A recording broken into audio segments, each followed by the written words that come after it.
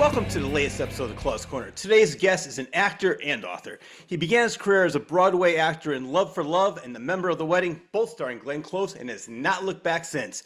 His television credits include The Jeffersons, Beretta, Roots, In the Heat of the Night, The Brady Bunch Variety Hour, Martin, The Steve Harvey Show, Veep, Everybody Hates Chris, Everybody Still Hates Chris, and many, many, many more. His movie credits include Malcolm X, The Lords of Salem, Dickie Roberts' former child star, Foreclosed, Mega Shark vs. Colossus, Funny People, and once again, many, many, many more.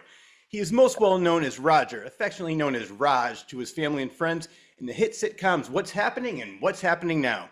These classic shows tackled issues such as friendships, communication, obesity, divorce, financial struggle, unemployment, poverty, racism, gambling, education, teen pregnancy, adolescence, and of course, the most important issue of our time, bootlegging a Doobie Brothers concert.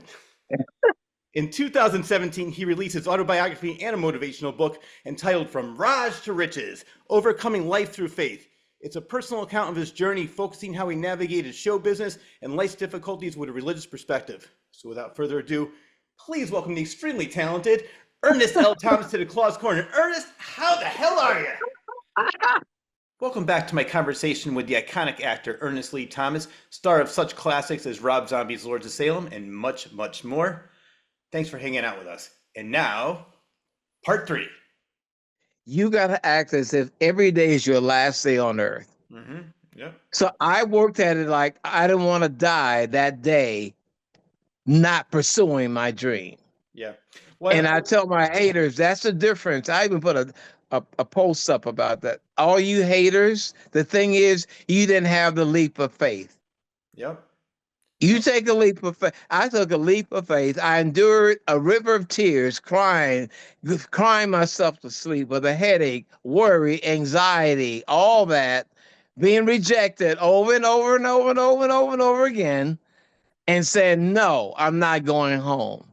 Yep. No, I love that story. And there's so many other people that, like, I'll give you one example of another person that has that same mentality. Was Stephen King. When he was first started writing his books, he put a little nail on the wall and he put every rejection slip. He said the nail fell off the wall because it was so heavy with all the rejection slips. So he got a spike. Wow. And he just kept on doing it and doing it. And for you, I love this because you got rejection after rejection after rejection. I think it was after 9 rejections. Yes, you met somebody named Tom Corman. Let's talk about that. Yes, and you said, if I don't act, I'm gonna die. That's how. That's right. That's right. Yeah. So let's go to that right now. Well, actually, before we do that, I wanted to mention Rob Zombie. And you said you were cut out of the movie. Lords of Salem. Were you in that movie? Yeah, Lords of Salem. Yeah, Lords of Salem. Yeah. Because I interviewed Dee Wallace and I met Sid Haig, Bill Moseley, and they said everybody that's worked with him said he is the nicest, most talented. And they will do. Dee Wallace says, "I will anything he wants me to do. I will do. He wants me to do a sitcom. I'll do it. He wants me to do a comedy. I'll do it." Yes, so he's all that. Yes, he is all that, and has a beautiful wife, and I'm sure that part of his strength is having her as an actress, but as his soulmate. Yep. Yeah. So okay, the reason I brought that up because I think my personal opinion is I would love to see you work with him. I know the fears you have of getting so far into the role where you're not going to escape, but I think that like he is the exact opposite of what most people think. Is like he has that look. He's like this horror guy, and he's one of the nicest, most down to earth, shy. Yes. He's the exact opposite of what people think he really is like. The exact opposite. Because I was scared. I was like, when I got hired, I went, oh man, should I say no though? Maybe I should rethink this. The movies I've seen, but they were good. They were good horror movies. But even people who were preachers admitted, they said, "Oh no, I like Rob Zombie." So and then when I met him at his home, we had the reading at his home. He comes out and just the nicest person, just everyday people. Everyday people. I would love to see you work with him. I love the movies that he does. Okay, I'm gonna like Lord. The Lord just protect me and take a chance. This is the Lord coming through me. This is the Lord coming through me to tell you. Right. That's right. Thank you. Thank you. I gotta do that. Well, you actually reminded me because I think I had gotten into sort of a rut, Rich, to be honest with you. Even though I have my manager now, thank God he's been a blessing. When we did the Today Show and during Chiller, a couple of people saw that, producers, and they want to work with us. But I was getting into that thing where I was waking up, just waking up and being busy, basically doing nothing, watching this. I was It's been going about a month. What was this watching? I'm there for the meetings, the Zoom meetings. I'm there for whatever creative sessions. But then afterwards, it's not like I'm still the Ernie before would be Yeah, on it, 24/7. And because you can't, life tomorrow is not promised. You better work on it like your life depends on it. exactly. And so when you said that, I have to say, I have to thank you because I had gotten into that thing, man, pretty much where, okay, I take a sleeping pill and make myself sleep because I have these things, all this creative thing going on, Yep. and I need to shut it down, right? And it started with the acting. When I would be up to 5 in the morning before I got anything, just trying to come up with stuff. Even at the American Academy, the first play I got, Don't Call Back, which Tony Perkins from Psycho fame actually directed. I wrote the actual monologue. I wanted that role so bad. I remember it's like 5 in the morning, and I had the old bulky black tape recorders, and they thought it was from some play. I made up a lie and said it was some play, but thank you for reminding me. Yeah, at 76, even I gotta stay on it. I gotta stay engaged. And like I said, those sketches, I gotta just do it. I'm because I get all my proteges, and I said, I cannot believe, as young as you are, you have the World Wide Web. You have the audacity to say, "Oh, can you do this? Can you? Well, you are Warner Brothers. You are the label music. You can start your own music label. Put Yep. up the music yourself." Justin Bieber, he put up covers of songs, and the rest of his history. He didn't write anything. He just had his little guitar, right? So you have the World Wide Web, which I did not have in '75 when I Oh, came to LA. oh yeah. And you got the audacity to still act like you a pauper, like you have nothing, you know? So I want to thank you for reminding me. I gotta stay on it while I am alive. And I tell people, and they get stuck.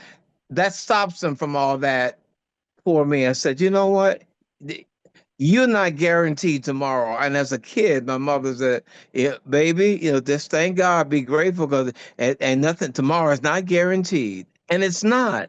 Yep. You're not God. Well, you can say, I'm gonna give myself 10 years, I'll give myself 20 years. Oh, when this happened, no. Whatever you can do right now, do it right now. And if I didn't have that attitude, Rich, when I came here in August of '75, I was relentless by myself again because I don't trust people. I didn't try to bring no friend on or become a friend with nobody. It was just me and Christ. Yep. But I had no cold. I didn't get no sick. Not I was I when I look back, because I was a hypochondriac before that. I still have a little bit of that, but when I was pursuing the dream, I had no, I was oh, I got up after crying all night. I would get in the shower and pray and get out there and put the face on, and everybody laughing. Look at that fool. Hey man, you get your show yet? No, not yet, but it's coming. And yeah, man, you kind of cold. You think you're better than the way you kind of cold. You a little Yeah. snobbish. No, my focus was I can't be bothered with your noise. Yep. And even and Christians with no help. Yeah, brother, but you know what? That acting now. Now you should tell me I can do all things through Christ who strengthens me, but instead you tell me how hard it is. Yeah.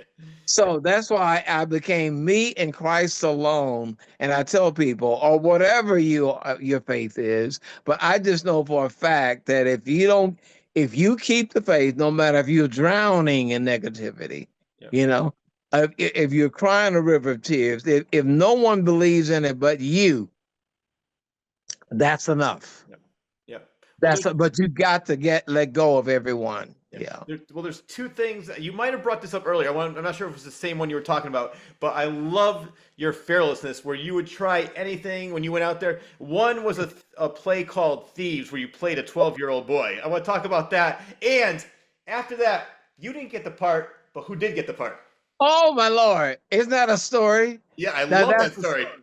Okay. Michael Bennett was the director, producer, director who Dream Girls later on, he did all these great, plays. And so Gloria Dolan at the American Academy, she was like a counselor to the students, and she believed in me. So she's an Ernie. Now I don't know. This is a it's a 12-year-old kid. And again, I look young, but come on. So, but I go in there and Michael Bennett, they started cracking up, man. I was like bending over and I had my little jeans and a t-shirt, with little tennis shoes on. So he said, Michael Bennett, Ernest, exactly how old are you? I said, 12. They started laughing. He said, "Well, we're looking for someone a little taller, a little something like." He said something about 12 years old, and he said, but then so he came up and he shook my hand. He said, "But trust me, somebody will know about Ernest Thomas." The Yep. world is gonna know. You have the audacity, you have the guts to come in here. And then Haywood Nelson, Love it. who played Wayne, Yep. ends up doing the show with Marlo Thomas. Come on, that's all divine orchestration. Yeah, Haywood ends up doing it. Yep. And there's another story I want to talk about. I'm looking for the notes here. I have it written down, but it was Okay. basically like where they didn't think you were gangster enough. You wanted to prove how gangster you were, so you went out in the streets and started fights with these people and almost got killed.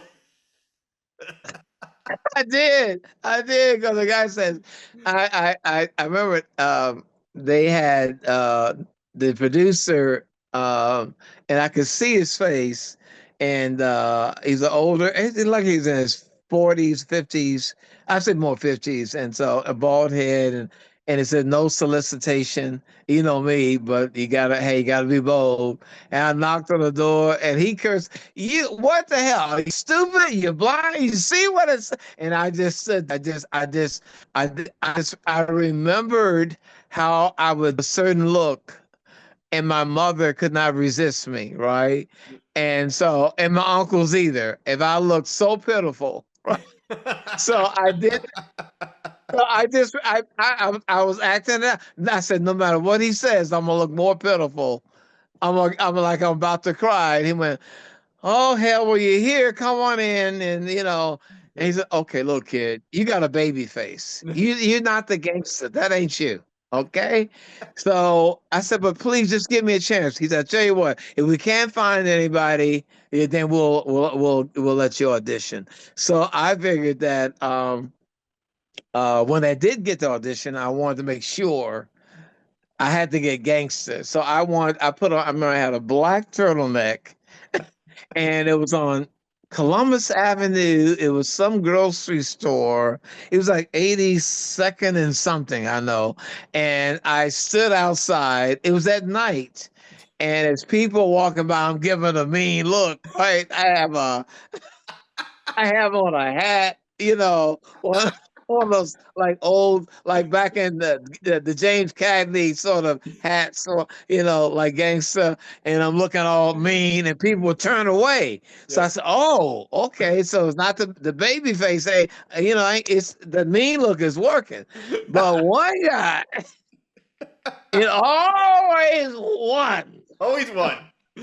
Oh, he comes up, and so he comes alongside of me, and he was turning hitting on me, really, right? Yep. And so he was a older white guy and in a suit, and he had a cigarette. He went, yeah. So I said, and I was like, So I'm cussing him out, like, because again, I want people to be scared of me. And man, that guy, you know, came away from the wall and stood in front of me. And that switchblade came, Oh my that God. switchblade came out, and he said, "I'll cut that." What? And so again, I'm going. My heart is doing. And I said, and he like, you don't talk. I kept going louder and louder and louder. It scared me.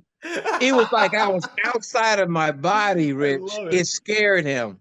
Then I knew. I said, "Oh yeah, I got this. Back to the audition right now. Go, I'm ready.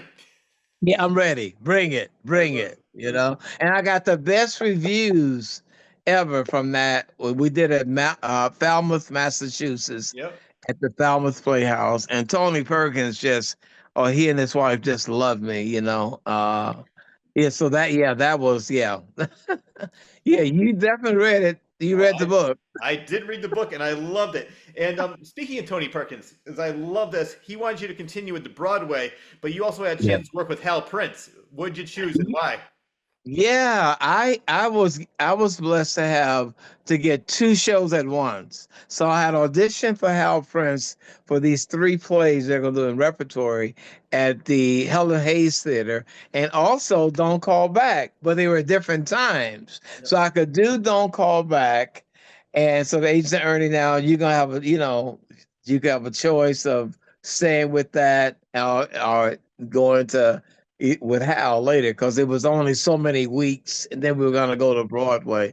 And but yeah, Tony Perkins said, if I were you, I'd be more ambitious and take a chance. I know with Hal Prince is a great man, you guaranteed those three plays, right? Hmm. But he wanted me to do it, and then Doran Harewood, who's a great actor, he actually took over that role and won a Theater World Award, like most promising Yeah. from that. And again, Divine Orchestration.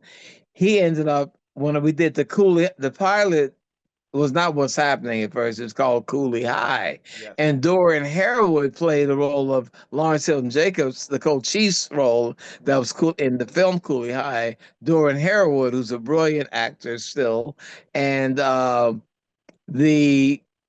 the guy who was the villain with the bald head, he was in that pilot.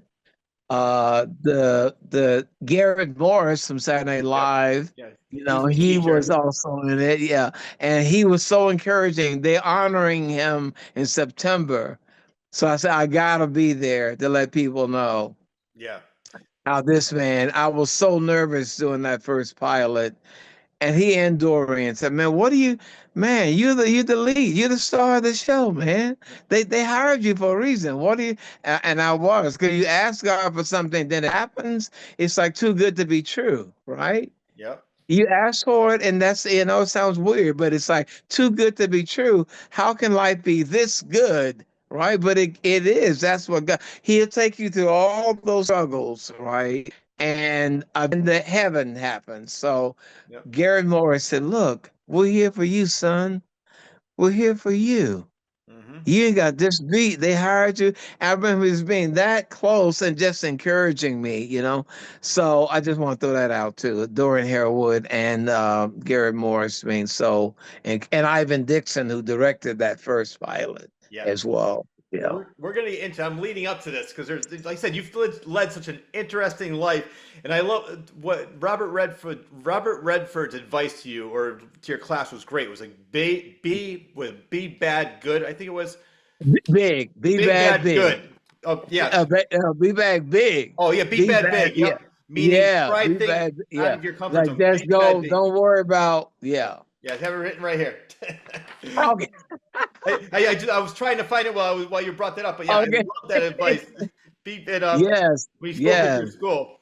Uh, Yes. so like Graham Yes. Morris and Robert Rowe, you had you met so many great people. Like that was the best Yes. acting, best teaching, or Oh my like right Lord. there. Absolutely. Yeah, No rules. You yeah, gotta just be willing to look silly. yeah.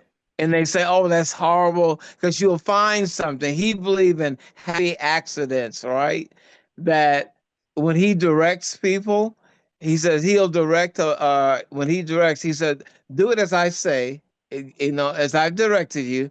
Then he'll have a thing called the party take. Hmm. So this is where you do whatever, just stay in character. But whatever comes to your mind in that character, there'll no rules. Yep, Whatever action, because in there comes because you being bad big, right? yep. You've been allowed to do anything, try anything, and some of the best stuff happens from the accidents. Yeah. Oh So yeah, no, I love yeah, that. And yeah. going back to that movie I was talking about before, Bring Her Back. They had Sally Hawkins, who was an Oscar nominee for the movie for I think for The Shape of Water for the love with it was a movie that came out several years ago. But they said she was so great, and she would stay in character even after they said cut. She would still stay in character, and Oh they would still man. keep filming. They said some of the best scenes they got were after they yelled cut because she would keep going. They're like, let's see what she's gonna do now. Yes, yes, Yep. yes. That's why you gotta see. Again, what's her name? Melissa The McCarthy. actress, Oh, huh? not Melissa McCarthy you were talking about. Yes, yes, Okay, and yep. because they do it where a lot of stuff they did just the outtakes where Yeah, they did, but they just have her going on, just go, yeah. and she's just the one, and you can see the other actors were laughing. They broke because she was so funny. But I want to throw out a shout out to Yolanda Buggs. Yep. Talking about a great writer, man. She's my writer producer partner. And we have a sitcom called Happy Accidents, by the way. Okay. And I won't say all about that's something we have someone pushing that right now. So say a prayer for us on that one. Thank you. Well, you got my Yeah. prayers, and then when it Yeah. comes out, I'm gonna have you back on the show so we can talk about that. Yes, and I had to get you in there. Give you a little cameo in there. Oh, please do. Like I said, just let me know. I will be there. I'm ready. Okay. I'm ready for my close up, Mr. DeMille. Okay. That's right. That's right, Rich. Yeah. I believe it. We're only almost 2 hours and 49 minutes into the interview. We haven't even gotten to what's happening yet, Oh but my Lord. I'm Okay. having the best time. I want to talk about a couple of things you did before what's happening that led up to it. Okay. One of them Yes, yes. was this show called Grady, and I want to talk about how you made Bud Yorkin laugh so hard that snot came out of his nose. Oh my Lord. Oh, Rich.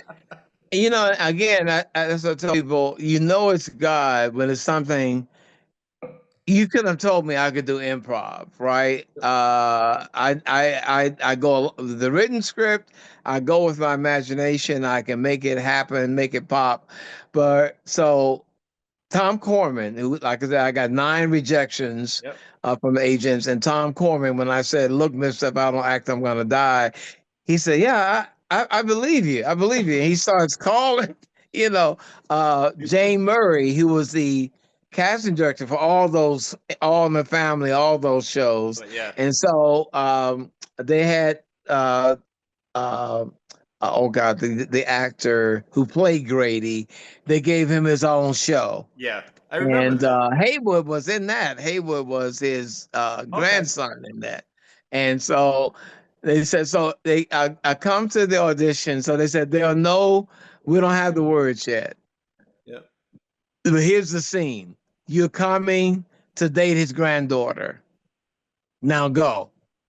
So I thought of a character, my frat brother who just lied all the time. But he was fun. He was so no. Yeah, so my cousin, my first cousin is Johnny Mathis, right? And then James Brown, that's my uncle. And then and you man, no, I swear, yeah, I remember when he was first trying to teach me the steps and all. So I saw, so I went into yeah, I you know, man, I'll treat her like a queen because you know I said my first cousin is Johnny Mathis, you know, and James Brown is my uncle, and I Rich, I wish I had the tape of what I was saying because I remember Bud Yorkin turning red, literally, and snot coming out of his nose. I love it. That's great. May he laughed so hard, and I went, "I wish I could," but you know, I said, "Lord, I just thank the Lord, thank you," because that's all it was, the Holy Spirit giving me the stuff to say. Because you couldn't have told me that I could do that, but But if when it, you push to it, yeah, go, yeah. do it right now, you know. If it went so well, though, why didn't you get it? That's yeah. I don't know. You know, it's funny how that is. They'll say no, but we want somebody else, or Yeah, maybe somebody who's more handsome. Oh, you know, it could be. There's things like that. You know, you'll see where you'll hear like big stars that said they went in, they thought I yeah, I don't know why I didn't get that role. I was turned down, and so and so got it, but they all stars now. So it's no rhyme or reason. Maybe they thought a person had a certain look or something else they did, yeah, but for whatever, or just a favor, you know, yeah, you know. So um, they remembered that and I auditioned for the Jeffersons because of that. yeah, And that one I got. yeah. And what was your Yeah, I experience got on that? that. What was your experience on that show? I that was when Sherman, Sherman Hemsley Hemsley. prophesied that I would have my own show. Yeah, yeah. I That was remember. I asked God for it already, but he prophesied. But he didn't like me. He would not shake my hand. Yeah, He gave me cold shoulder like didn't even exist. And it hurt me, you know, because everybody else was friendly. And so the director who directed most of those shows, he said, yeah, don't worry, Sherman is like that, but don't worry about it. Just do your thing like that. And I was trying to impress him. I was trying to eat, but he made me dig deeper to impress him, really, you yeah, know. yeah.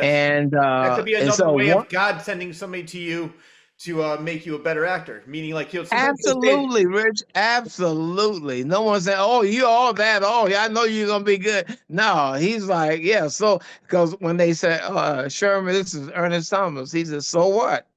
"Wow, I remember that's so what, you know. And I went, "Oh, okay."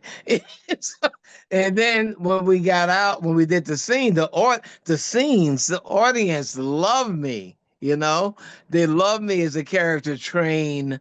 I was a thief. I had to go tea. yep, So he saw that response, man, and that I was hitting all the right notes. And so they when they introduced me, the guy said, and give it up for our guest star, Ernest Thompson.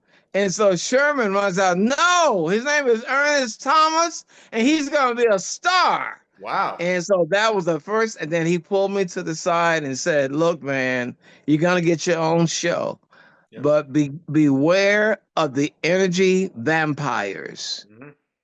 Yeah, Beware of the enemy vampires. I remember that. yeah. And yeah. Do you just have that kind of personality with everybody, or is that just you personally? I think he does. I don't know. I know he did it with me, Yeah. but they said that he's like that. That's how they Okay. said that Sherman is like that. So I think it was. I think you had to prove yourself, you Yeah. know, if you were new. You know, I'm sure with the guests, people were known, he probably wouldn't. But I think the new people, you had to earn his respect, you know. I just have because they said, oh, Sherman is like that. So they actually said that. Yeah. And Isabel Sanford, she would pick me up every day because I was taking the bus the first day. She would, oh no, I'll pick. So she picked me up and brought me home, and from that, her agent Mary White. That's how I knew about what's happening, which was Cooley High pilot. Yeah. she said there's a new pilot called Cooley High, and I think it could be perfect for it. Now, I just want to go back though, again, how Christ divine orchestration. When I saw Cooley High in the theater, I felt I had been, you know, betrayed by my agents. Why didn't I get an audition for that role? Yeah. I thought, no, that's me. Why, Ernie? They looking for California. They look at actors there who are in films, and that's why Glenn Turman got it, whatever. And I could not let it go. I could not let go of the fact that I felt that was for me. But as God would have it, the Yep. TV version Yep. again, heartache. All right, thinking that that's it, but lo and behold, come on, Yep. and that the rest is, and then even the pilot didn't work. The Yep. Cooley High pilot, they fired everybody, kept me. So still, you're like, God, what is going on? Yeah, I got it. Then you take it on again, but am I going to lose the faith? Yep. you know.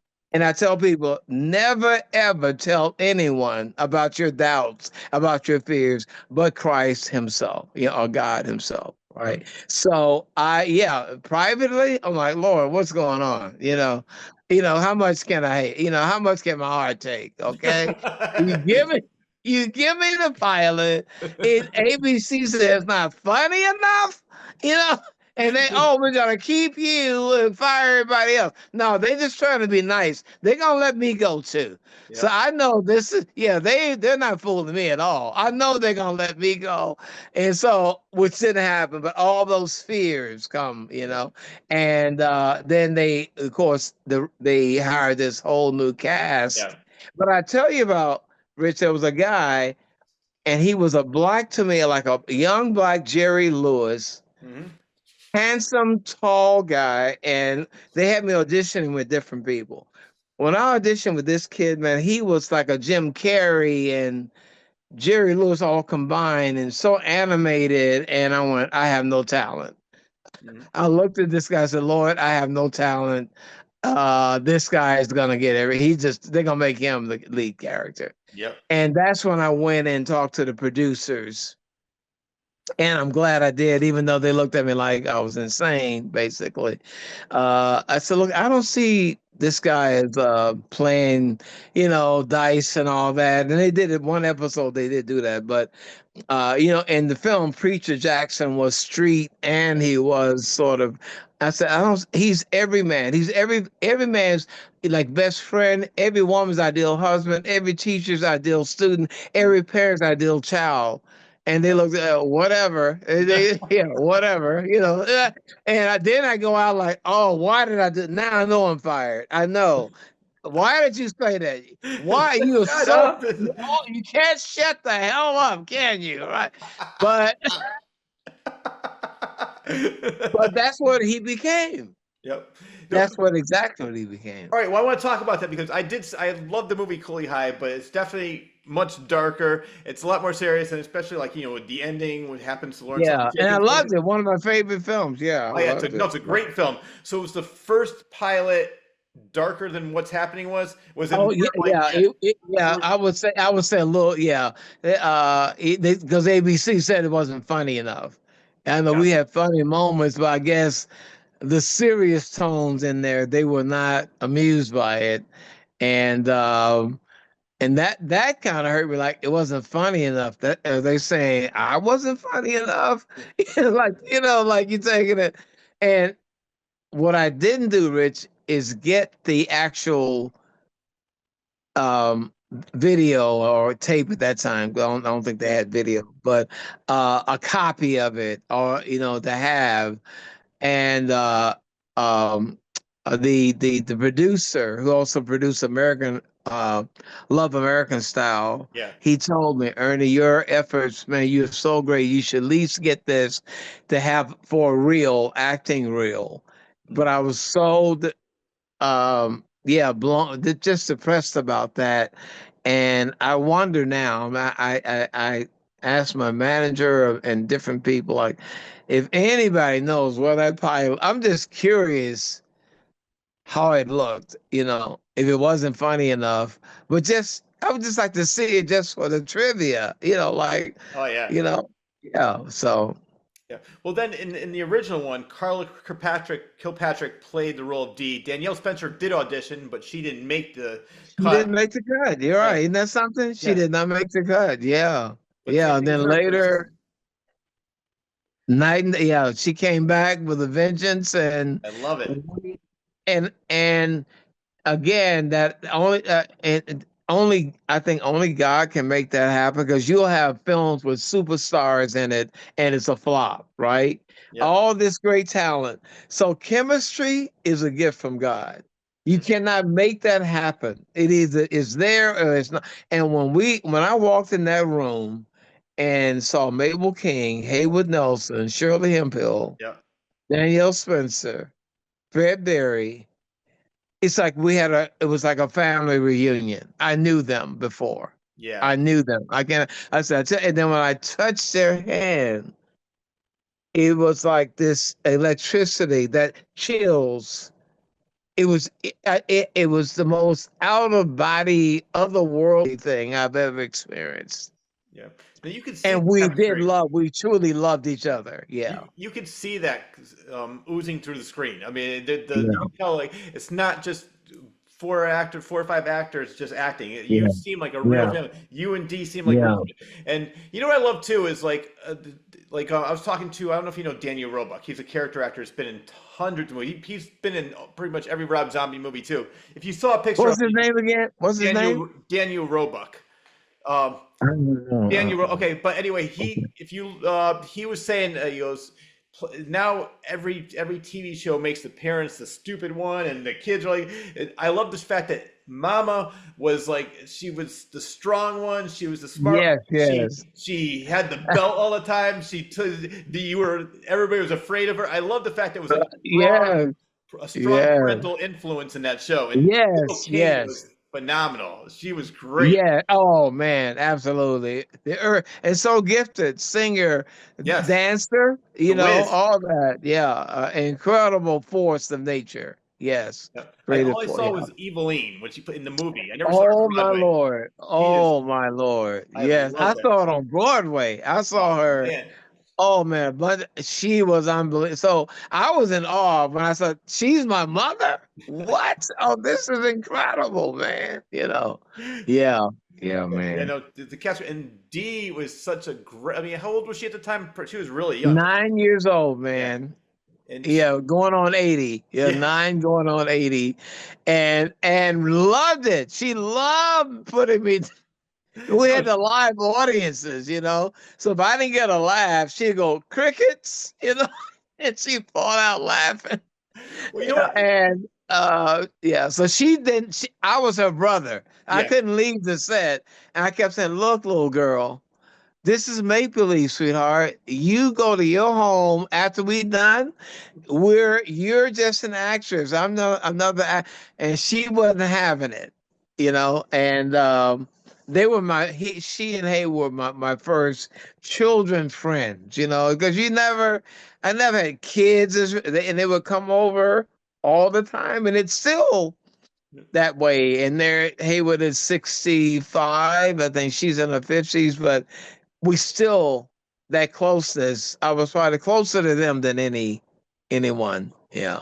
well, that's what I want to talk about because you're playing a 16-year-old, but you were, I think, 26 years old at the time. 25, yeah, 25, yeah. 25 at the time. Yeah, yeah.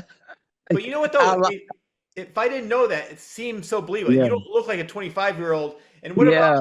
what about Fred Berry? How old was he? Fred was 27, I See, think. I think it's but 27. Yeah. but it Yeah. comes And I across as think believable. yeah, yes, yes. Yeah, very, but yeah. And Shirley might have been a little older. And the Fred might have been around the same age. I know Shirley was about 2 years or so older than us. But the only real young was Haywood at 15 and Yeah, Danielle at 9. Yeah. that's Yeah. yeah. No, was there ever any concern? Obviously not, because they kept you from the first one to the second one Yeah. about Yeah. being too old for the show, which I love because same thing with Grease, the movie. I mean, Stockard Chain was Oh 30 years yeah. Right. old. John Yeah, Travolta was so, but they're playing high schoolers. But right, right, right. I love it. Or Henry Winkler, even in Happy Days and all that, they're older than what. But I think that, and which I love, another great guy. I mean, I'm not a friend, but I just when you meet him, you can't help but love him, Henry Winkler. Oh my God, He's just a yes, kind soul. I met him at Chiller. I met all the great people. I wish I had a Okay. radio show at the time because I'm sure he would have done it. He actually in the middle, the line was down the hallway. He goes, "Rich, I apologize. I'll be right back." He went and shook everybody's hand down. Like, thanks for being patient. Thank you for being patient. Thank you. Yes, yes, yes. That's how he is. That's how he still is. Yep.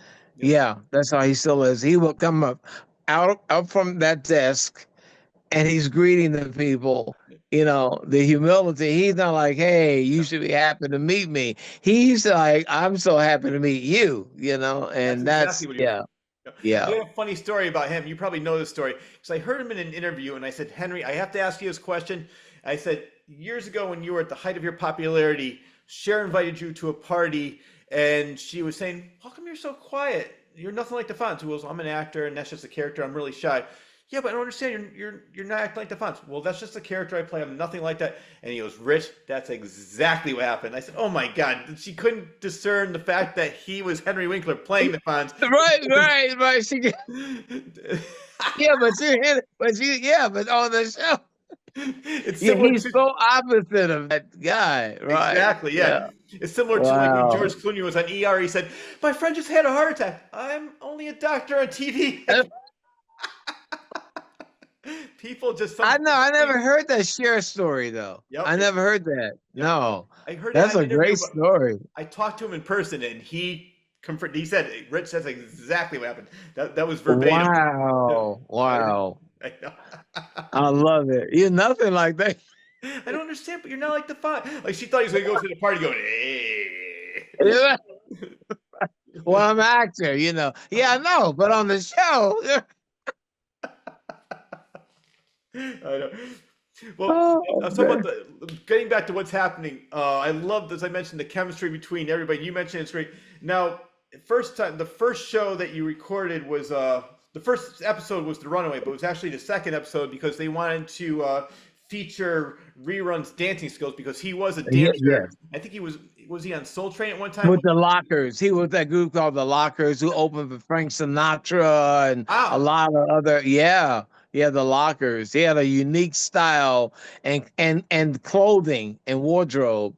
And people still copy that style. You'll see it in the dance there. Yeah, that was and he was almost 300 pounds, doing the splits and yes. somersaults, and people forget that, you know, very agile for his weight. Yeah, no, he was amazing. And is it true Amazing. that Yeah. I know there's an episode. Well, first let's get back to his group, the Yeah. Lockers, were mad and jealous that he was popular. Yeah. So they put him on an episode, and then they're like, "All right, well, it's forgiven. Yeah, you're a good guy again." So I saw that episode, the Lockers, where they're having the dance contest, and then he becomes part. They Yes. only put him in there because he was fat, and they wanted You're to make right. fun of him. Right. Yes. And it's Yes. funny because I want your. Did you ever meet Wolfman Jack? Because he was on the. I know that you were watching. Oh man, I got a chance to meet. Yeah, he did the show when we had the oh god, what was the show? Oh Tons of god. Fun. It was called.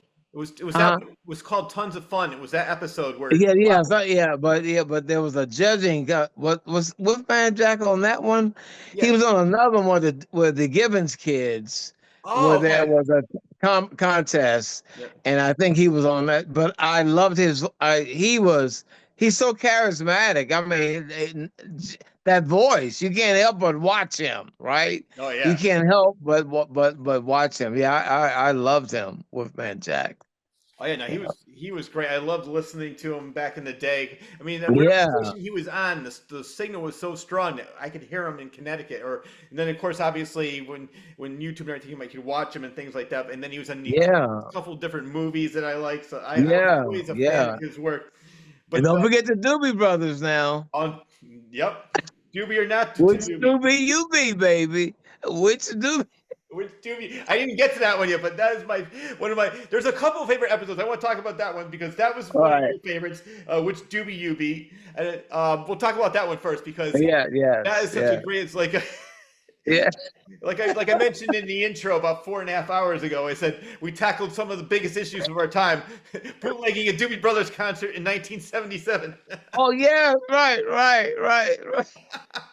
But so that was that a show like that must have been such a fun show because it seems like a lot of it they played a lot of different songs in it, Yes, yes, yeah, and you were there trying to get into the show and you were going to interview them and obviously somebody saw yes. reruns like oh come on tape this and Yes, yes. And I tell you something, I just did The Upshaws, which is a show, a comedy on Netflix with Mike Epps and Kim Fields and Wanda Sykes. yep And so Kim Fields was this, I mean, she was crying. I've known her since she was a little kid, but we had never worked together. But I admire her the same way she was admiring me. But anyway, she said she brought me up to the second floor. There's a wall, and they have all the stars from these shows. And they have several pictures of me and the cast, and said how much they. So she says, by the way, Ernie, I talked to Michael McDonald,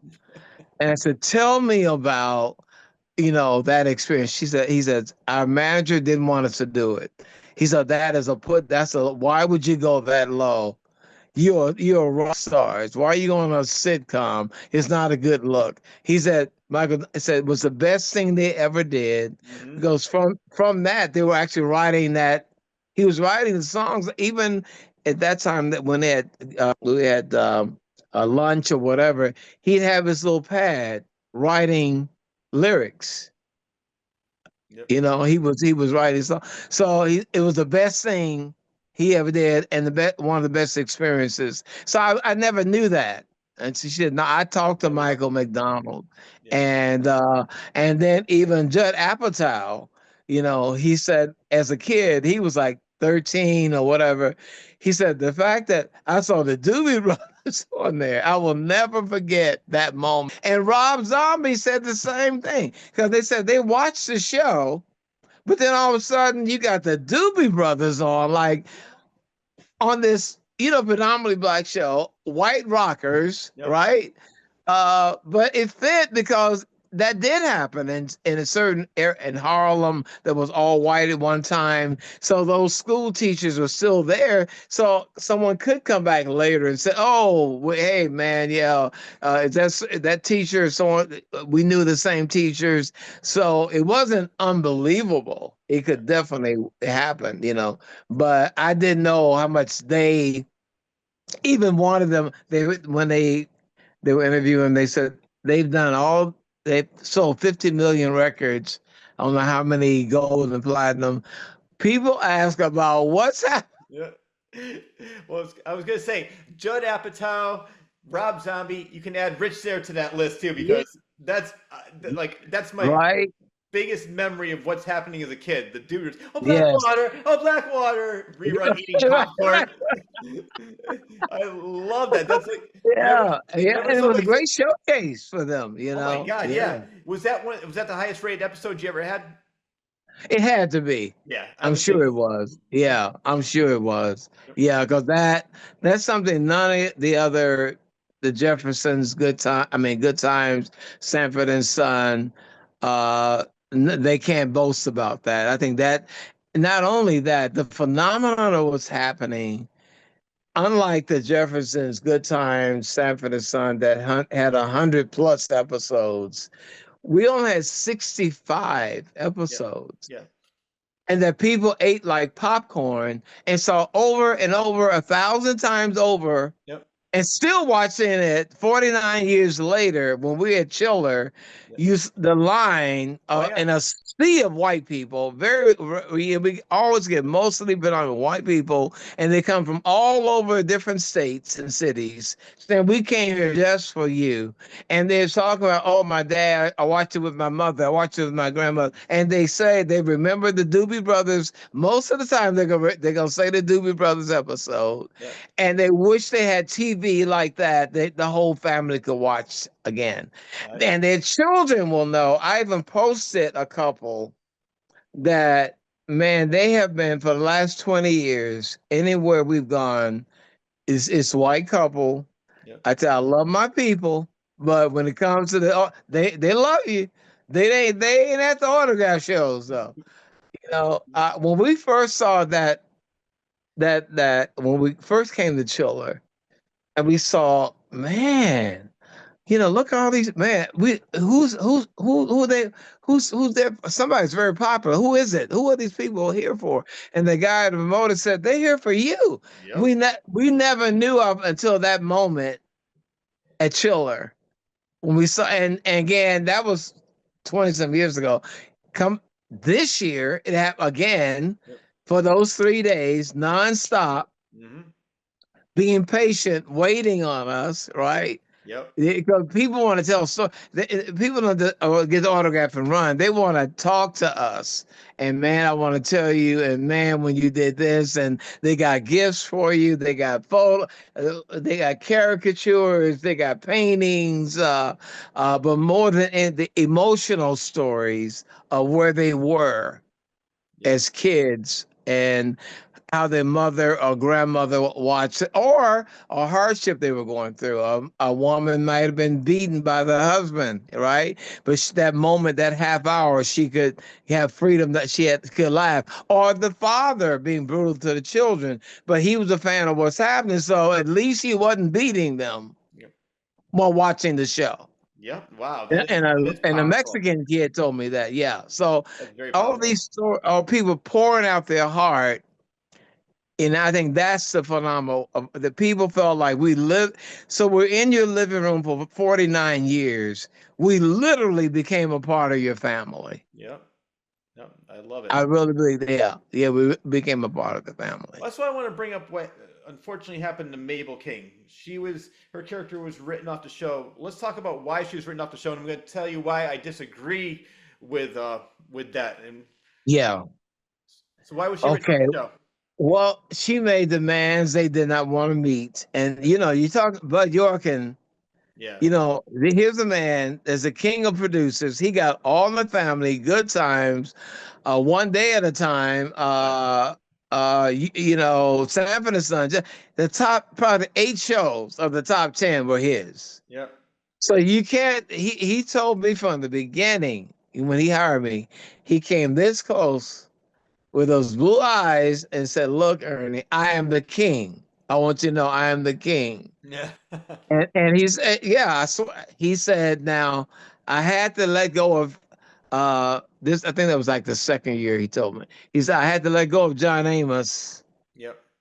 And he says, Mabel King. Now here he says, and your mother on the show, she's going to be a problem. Yeah. He predicted that before it even happened. But they were all lovey-dovey at first, because she called herself a good witch, even though she played the evil witch. In real life, she was a Christian, but she called herself a good witch, that she could, pray for things, good things for you, and see things like that for you. So she said the show would come on Thursday at 8:30, but Yorkin said Tuesday, and she said, no, baby. And he said, look, I should know when my own show is coming on. She said, yeah, baby, I'm a witch. And I remember that was that silence, right? She's a witch, he's a king. So. Yeah. So, and so they started, when it happened, they started catering to her. And she'd have the producers in her lap, talking to them. And, she had come in. And so a lot of people relied on her predictions or her advice and stuff like that. With me, I didn't happen. I told her I go directly to Christ. I don't need any intercessory. No offense against you. I've always gone to Christ. I don't need to start different. But with her, for her in the show, it was her. You cannot make demands against the guy who is the king of producers. Yeah. Yep. So when you tell him, they said, look, in the third year, we're focusing more on the kids now. Roger's in college, so you won't do the 26 episodes. You might do 5 or 6. So she make a demand of doing. I will not only do all the shows. I have creative control. I have X amount of salary, Wow. right? And they said no. When they said no, she came back stronger. And I think her manager was, I don't think Yeah. she had ego, but her manager is making her more than what she is at that time. Like me, I couldn't make those demands, you know. Yeah. So the when they countered it, like not only do they want what they asked for, they wanted Bud Yorkin to give her an apology and a dozen roses. Hmm. Wow. Need I say more? No. I said I didn't even realize all of that happened. I thought it was there's something else Yeah. which I want to talk about, but I think it's similar to what happened with Suzanne Summers in Three's Company because her manager was telling her, "Oh, you're the star, you're this and that, Yeah. your Yes. name is Yes. above everybody else. You should be doing that." Yeah. But from Yeah. what I heard about Mabel King was that she wanted her character to get back with her ex-husband because they wanted a strong family unit, and then that's when Bud Yorkin said, "No, we're not doing that." That was one. That's one, but that wasn't. She wanted creative control. Period. Wow, I'm surprised, but I didn't No, it realize wasn't. that. No, there was just no. That's whoever said that. That's a lie.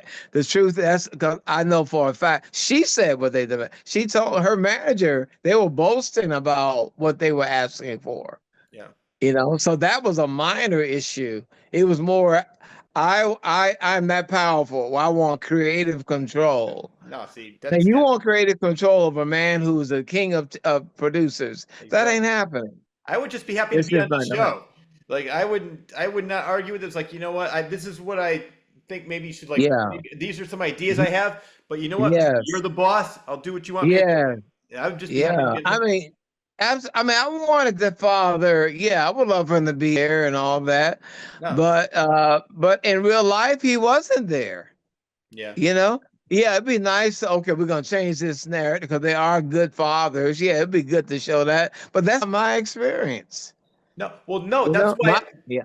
that's why I was going to say I disagree with Mabel King on that point because I liked it better because obviously the person that played your father on the show and they Yeah, were estranged, but you could tell that they both loved each other and they loved you and absolutely. D, and I thought it made the show stronger and it made it more realistic. And there's one of my favorite episodes. I think it's called Hospital Stay, where he's in the hospital. Right, you have water on the knee, and you're next sitting next to bed. Who's got his name is Spike.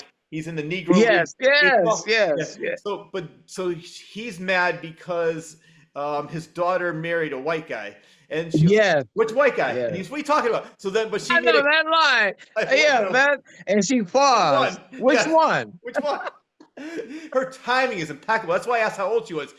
For 9 years old, she was such a great. Her timing, Yeah, right? yeah. Yes, bro. But the point I'm Yes. bringing with that is after she said that, she goes, "Listen, both my parents are black and they're not together." So it was. Oh, yes. I thought it was great the fact that they were estranged. They did strong family unit separately because they Yes, obviously came to see yes, you and D, the father, and then you could tell like he's like, "Come on, babe, I love you," and like she's like, "Come on, yes, get up." yes, So yes, yes. That was a great point. Yeah, both my parents are black and they're not. Yeah, she had, and it was Entertainment Weekly that said she's probably the funniest child star ever. I mean, some people might just, but they did that. I remember that when they did an article on her, and just that old soul, and her stepfather, Tim Pelt, that accident, yeah, the car that accident. at 11 they had that accident, but he taught her, and he was in that episode with the Rockets. He became reruns manager. Oh, Yeah, that like was her I think dad. he was reruns manager. He said, yeah, super baby, super baby, Yes. super. That Yeah, wait that that's her stepfather. no way. You Now is know. that the one that was driving the car when she got into an accident in the coma? Yeah, that one. Yeah, that's the one. Yeah, who covered her, Yeah. protecting her. Yeah. right? So when we got to the hospital, they said there's the doctor, I have good news and bad news. The bad news is we lost Tim Pelt, and the good news, Danielle Spencer is in critical. She's at ICU, Wow. but she's alive. Yeah. So, but we're crying. It was that was a moment. Yeah, that was quite a moment. And she Yeah. has no memory of that at all. Yeah, well, she does. I never asked if she actually remembered. That's a good question. But I know it revisited Yeah. her some 30 years later. She had to have two 7-hour operations on her back, where she had to eventually have crutches and it was just heartbreaking. But she became a veterinarian, and there's more than a regular, just the average doctor is dealing with just a human being. You got to deal with a snake and cats and frogs and all these different species. So she's a very bright, and Haywood Nelson is a genius. Oh yeah. No. They're very bright kids. Well, yeah, I mean now they're 65 and 50, but they're kids to me. They'll always be somewhere in my mind, Such a nice but young they are. boy. Well, I asked them for advice. Like, what do you think about this? Yeah, man. So how long was she off the show because she was in the hospital? Was it a while? Because I don't really see a lot Uh, of episodes where she was missing. not, yeah, a few. I, I'm thinking maybe three or so, not a Wow, that's lot. But when she came back, had a steel rod in her leg, so she was dragging the one leg. You could see the scar, and I don't know why they didn't cover it up more with the makeup, but it still came through. There was a little scar you could see, and one episode, you could see she was not there. So yeah. you're talking to her, and she looks directly into the camera, which you never do. Hmm. And I didn't at the time, you don't see it, but when you watch the episode, I said, "Oh my God, what is going on with Danielle? She looks in the camera." Wow. you know? And so, like, is she ever gonna come out of that? But she became this straight A student, graduated from Beverly Hills High School, went on to Tuskegee to become this veterinarian. And her faith in Christ got her through, still getting her through, a lot of that. Love And that. she was in the movie as a veterinarian with Jack Nicholson, As Good as It Gets, Yes. remember? Yeah, I do remember that. Yes, I want to Yes. throw that out. Yeah, One of the things I yeah. thought was funniest about Danielle is there's times where she says something so sarcastic to either you or Mama or Rerun, and you can see a smile on her face, like she's trying Yeah, not to laugh so hard. Like she'll say nothing, like, and they move, but right before they right. cut, you see the smile on her face, like she knows it's hilarious, and she's trying She knows. Absolutely. to. Absolutely. Uh, She loved it. Yes, yes. I have to say my all-time favorite episode. I said I went through each season, every episode of what's happening now in the last couple of weeks since I met you. But it has to Wow. be Puppy Love, where you were tutoring this girl, and it was like a sort of like a Three's Company type thing, where Mama thought that you got her pregnant. I actually was choking. I was laughing so hard when they're like, "Yeah, it was." They're like, "Dwayne, were you involved in this? It was my idea." What? Yeah, And then the one who played I the want to do it for father. a living. Yeah. The one who played your dad, like, look what you're doing to your mother. Look what you're doing to me too, because he couldn't hold her up. I was choking so hard. And if you had been there, the audience laughed so hard, brother. We had to wait a long time. They cut into it I could because tell. the audience, when they said, "I'm gonna do it for a living," and it was Dwayne's idea, and then he said, "Help, yeah, yeah, help." Oh, I can't. Man, the audience was out of control. That laughed. Now they have a lot of shows with the canned Yeah, laughter. oh, yeah. We had two live shows for 3 years in a row, I love right? it. So And yeah, man. the Yeah, it best was part sink is, or swim. Yeah, and they were changing lines all the time. Oh, that didn't work. So first show you do, then the second show, okay, we're gonna change this, and you had to learn it like that. Yeah. and the best part is that it was just supposed to be a summer replacement in 1976, and Yeah. bam, it became such. And then in syndication, I think Yeah. that's where it made all its Yes. money, Yeah. right? Yeah. Yeah. Oh, they had no idea. They said, It's a black cast, only 65 shows, so I doubt if it'll make it in syndication. That's what the producers told us, right? It became a phenomenon. Who knew it would cross all cultural and racial lines, right? Yep. That's from Asian, India, Latino. Oh man, Spanish Harlem. I remember going there and someone spotted me from one of the windows and they started speaking in English and Spanish. But they said, "What's happening?" Then they were speaking, they're telling the other friends in Spanish. I'm like, what the hell's going on? And they all coming out of the building, right? Love it. And then it happened in Houston, Texas. There's Fiesta stores that are owned by a Mexican guy who came here and became, was poor but started those stores. I went in there, same thing. All my Mexican brothers and sisters. So who knew, right? Yep. And I was sent on Today's Show. The first time I knew we had crossed over was it was a Jewish lady at the airport, and I was buying something. She says, "Oh, I love that show. You remind me so much of my nephew." And so she gave me this glass elephant as a gift. Yep. I remember it was a glass elephant, maybe about that size. So I knew what the producers were saying was not true. We were beyond. It wasn't just a black show. No, not at all. And people say we have a guy, Darren Dill. I gotta mention Darren. He is an archivist on everything what's happening. He was so he when I met him at the Hollywood show, he had stuff we didn't know about. Like we didn't know we were in Mad Magazine, Crackle Magazine.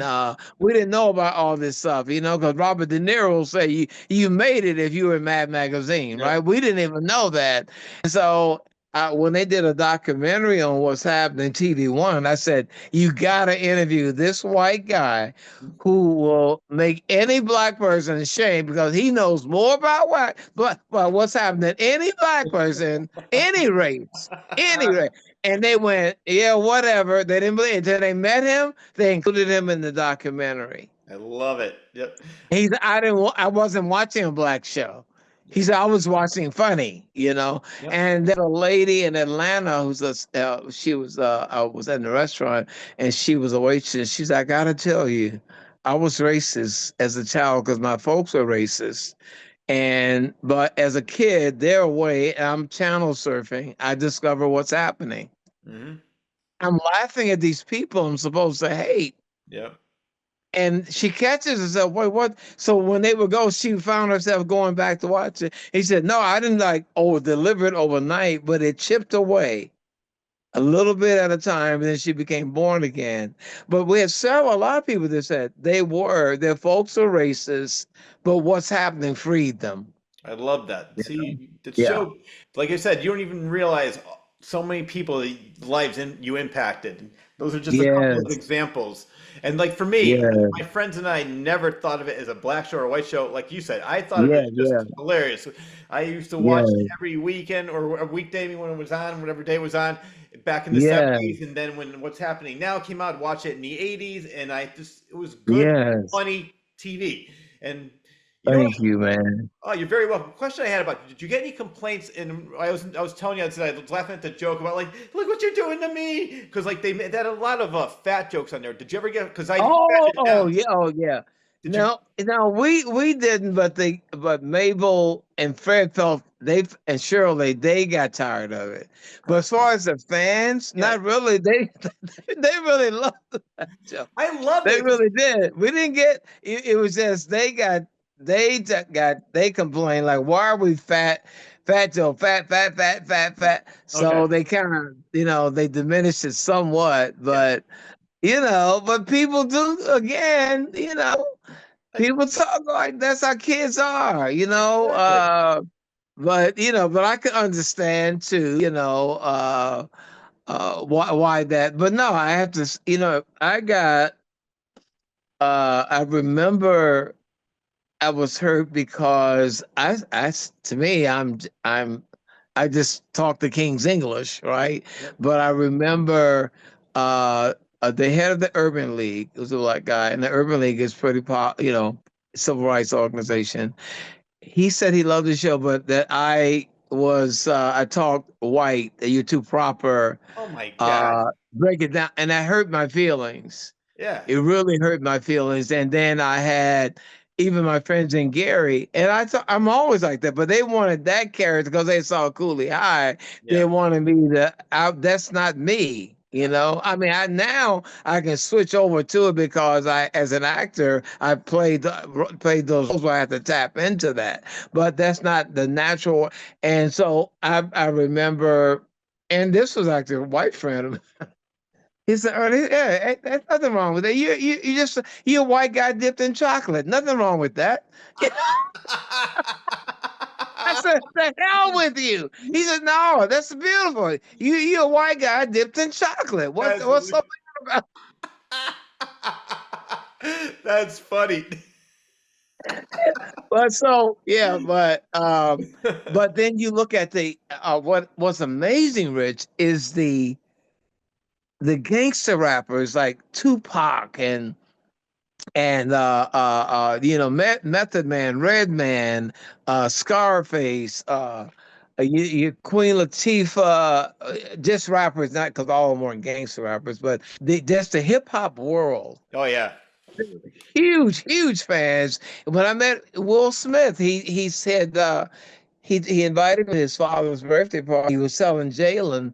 He said, "Now this is the guy I looked up to. This is who I watched." And Mike Epps, when I did the Upshaws, he said, "Man, we learned the timing, man, from you. We didn't even know it, but watching you, you were teaching us timing." He said, "So," and I said, "Well, I'm amazed at how Dr. Dre and these people I meet that they are like so humble and they love you." He said, "Man, none of them are gonna treat you like they all admire you." He said, "I don't care how tough, how wealthy they are, how famous they are. When they meet you, they remember being that kid. They're gonna humble themselves and give you your props." Oh yeah. Yeah, and they So should. Because you opened up a lot of doors for people. thank you, man. Thank I, you. oh, you're very welcome. I have to say, like, because you have so many different funny, your character has so many funny quotes. Like, one is the Raj dance, and the other one Yeah. is, Oh yeah. Right. I love the Raj dance. You're all, and the other thing I love is the ha ha, the laugh. Yeah, yeah. Right. And be still today, Shaquille O'Neal, when he's doing the Raj dance, Yeah. he's just doing it, and it was at the Lakers game. After the Lakers game, Gary Payton I met him, and he was a fan. And he brought me to the game, and so his wife took me to meet Kobe and Shaquille. Shaquille would not stop doing the Raj I dance. love. And he's so big. And so Kobe said, "Man, you stupid, man. Stop it. Stop it." So I just thank God. You think about all these 49 years later, people still ask for the Raj dance or the Raj laugh, and they lose it. Yep. No matter what, you just do that laugh. Everyone, I don't care how stiff they are in their suits, they go back Yep. to that memory. Oh yeah. And I just thank God again. The laugh came from me not thinking the joke was funny, Yeah. and they were like, I said, "I don't, but this is corny. This said you think it's corny, but Rod think he's funny." And then went, "Oh, you're an actor." He says, "So Raj thinks this is hilarious." So I did it with, Yeah. and then the crowd would go. So then it would be Raj laugh, Raj laugh. That would be in the script, Raj laugh, because they know guaranteed, Yep. guaranteed. Yeah. I love it. But what I was gonna say, I love those two quirks of the Raj character, those two things. But what makes me laugh the most about your character is when you're like, "Are you gonna tell your mother?" Like the one example is when you got an apartment with Dwayne. I'll tell Yeah. mom. I'll tell mama. Where is she? I'm, Yeah. I'm getting an apartment. Like the way I'm getting an apartment. Like what? What you say? I'm getting an apartment. Like you can't say the word because you don't want to get her mad. Or like I got Yeah, someone asked me about that. They said they like when I had the Stevie Wonder tickets, Yes. and I could only choose one. And then Yep. rerun, I had to tell him he couldn't go, and you can go to the show. Yeah, so, and I don't know why that came to me, but people they said, "What?" I said, "I don't know. I just thought he would be so. It's so hard to say, right?" Oh man, but thank you. Yes, I remember that. I love that. When I look at it now, Rich, I laugh. I'm laughing. I'm probably laughing more than ever. And to me, Fred and Shirley and Mama are still here Yep. because that's the beauty of TV, right? And film. I said it's the only a sense of immortality because you never die on Yeah. in TV. You're always living. You're never so, and they see you being funny. So it's hard to see someone gone when really they're still making you laugh. And I thank God, man. I thank God for that I can still, and they're funnier than like I said. I didn't realize how funny certain episodes Oh were yeah, me too. until I'm watching them now. I see things I didn't notice before. Yeah, and maybe there's things that I was so young when I saw it I didn't get, and then as an adult I'm like, oh, this is even funnier now. So I think Oh yeah. I Oh, appreciate the show. absolutely. Yep, yep. Absolutely. Do you remember when they use the N word, as they say? Oh Do you yes, remember they use? Okay, when Rerun joined the cult, yes, that was I had to mumble it though. Now, yeah. Fred, now, Sanford son, he just said, Oh yeah, when the court, it was a court, and he says, yeah, only black. He says, yeah, no, not only black people get arrested. Oh, look at all these niggas in here, yeah. and the audience look, the only red fox will get arrested. But me, because what's happening is no, Ernie, because I had to say, Yep, nigga, please, and they said, they said, no, okay, mumble it. yep. That was So I great. went, yeah, so I did like that. So I remember I met this lady. She said, "Oh yeah, thanks a lot for that." Because my kids kept saying, "What did he say, Mom? What is he?" And I And love that. she said she lied, right? That's And she funny. said, she said, "Thanks a lot." I had to keep explaining to them, but why didn't he say it? Why is he mumbling? The nice people leave. They're saying nice people leave. Yeah, yeah. Oh my Lord. Oh That's my funny. goodness. Well, I love that Yeah. episode too because I love the ending where Mama pretends she's the big guy. And I want all my money back. Yes, I am real. And then you have the whole Yeah, everybody yeah, skit. It's, yeah. it's Right. the show is timeless, and I love the fact. Yes, But thank you, man. speaking of people that sort of had some demands, I want to talk about Yeah, Fred Berry a little bit because yeah, he was hilarious.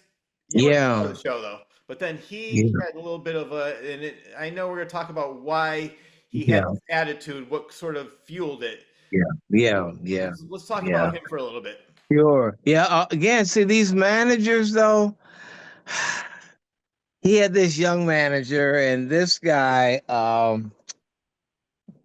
you know, so you're the best thing since penicillin. Yeah, For you're the you're the greatest thing since discovery. And so Fred bought into it, and I remember him telling me, Ernie Byrne, I'm the star of the show. Without the fat kid, without the fat, there's no show.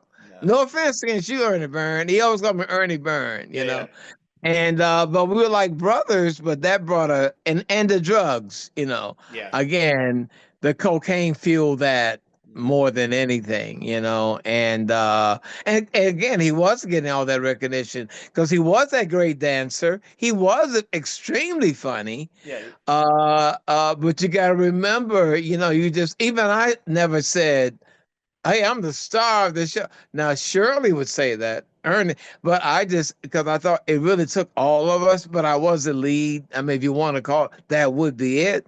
But I just felt we all worked together, but that the drugs fueled that ego. And yeah, unfortunately, in the what's happening now, they let him go because he refused. He wanted $1 million per show, $1 million yeah, deal, as they say. yeah, And so that's when Martin Lawrence was hired. yeah. Which he was That's hilarious in the Martin's show. first show. Yeah, that's how he got it. And Ken Sagos, who did all the oh God, the guy with the thing, Uh, Was this? oh, Nightmare, the Nightmare on Elm Street. Oh, Yeah, from Robert Englund. yeah, he did a lot. Yeah, he did. He's Ken's a really funny actor. He was, if you watch What's Happening, he was always What's Happening Now. He was that they were like best friends in the show. Okay. Yeah. I know. Well, let's go to. We'll talk about what's happening now in a little bit, but I want to talk about what's Yeah. happening with Fred Berry, because there's a time where you and he both walked off the set together. Why was that? Yeah, yeah. We didn't like the dressing rooms, and they were horrible. And we thought, wow, we're in the top 10. Why do we have these horrible dressing rooms? But we should have handled it through our managers, agents, you know. But and I think I did tell the agent, but they weren't correcting it, you know. And as you look back in hindsight, not the smartest thing to do, but I remember, and I can't blame Fred. Fred to say we should, I had my own mind. I agreed with him. Let's walk off. Yeah. And man, Bud Yorkin said he was going to replace. Oh my He's going to God. replace us. Yeah, Yeah. I'll get another skinny and fat. You got. I got another skinny kid, another fat kid. Well, And didn't so they did the episode. no, so sorry to interrupt you, but there's something with this. Didn't he put somebody that looked just like Rerun in the front row? Like, hey man, you look just like Rerun. That's Just right. to mess Yeah, with the him. Keystone. I remember that guy. Fred was scared of that guy, man. They had a guy that looked like Fred, not like, but he was that heavy set. He had a beret. That's on purpose. Suspenders, red, the tam. Cause of color. And so, and they went. And so the producer, Bernie Ornstein, was like, "Hey. Hey, who are you? Why are you? Oh, I want to be Rerun." He said, "Well, yeah, we already, yeah, I want to be." And so, Oh man. Fred said, "Ernie Bird, don't meet him. Don't say hello to him. Don't bring him backstage."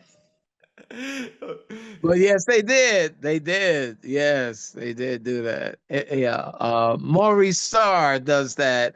He said when he had New Kids on the Block and New Edition, if anyone got arrogant, Yep. because he had a lot of people audition for that role, right, for that singing part.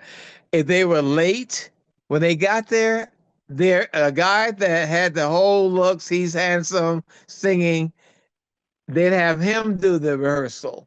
And now you're wondering because this guy he's definitely trying to get your job, Yep. and they were never late again.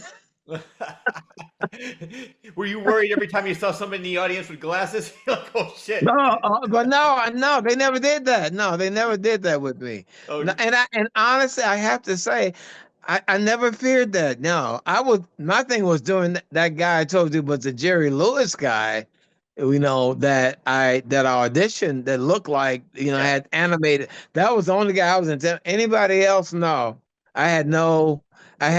Yeah, I wasn't, no thought of it. Even now, when they were talking about replacing us, yeah, I was worried that they might replace us, Mhm. period. But they never had someone in the audience like to do that. No, but they had an arbitration board that we had to come in front of with Bud Yorkin, and they decided we were in the wrong. We should have gone through the proper channels. So we apologize for walking off, and basically, if we ever did it again, there'd be a $25,000 fine and possible, to be fired. So, yeah, so that was again the ego. I had ego too. My thing was I wasn't squeaky clean in the sense of. 'Cause I was doing off season, was doing the drugs, but I wasn't trying to let it interfere with the show. Now Okay. there was one time I came because then you got to go back. You're going back that first week. You've been off the whole summer, and I had that night before. That coke was feeling so good. I came. I was up all night, and I remember I had this white jogging suit with red stripes, and they could tell I was high, and they were doing the reading, table read, and Saul Turtletop said, "Look, guys, we got a lot of work to do as writers, so we're gonna cancel this week." But I knew, I could feel, I felt so bad, Yeah. and then Fred Berry, taking advantage of the moment, he Yeah. said, "Candy cane man, hey, candy cane, Oh. candy cane man," and so they laughing. Oh That man. didn't help at all. Thanks a lot, Fred. Oh man. Yeah, the candy cane, man. On top of that, I'm already high, and now I got this. And then I did look like the candy cane, man. Oh man. Oh man, oh my lord. So there, So there was never an episode then that you could still I watched that you were stoned or freebasing at or anything. I had I don't know. I tell you the show where Dwayne has a dream that we're older. Yeah.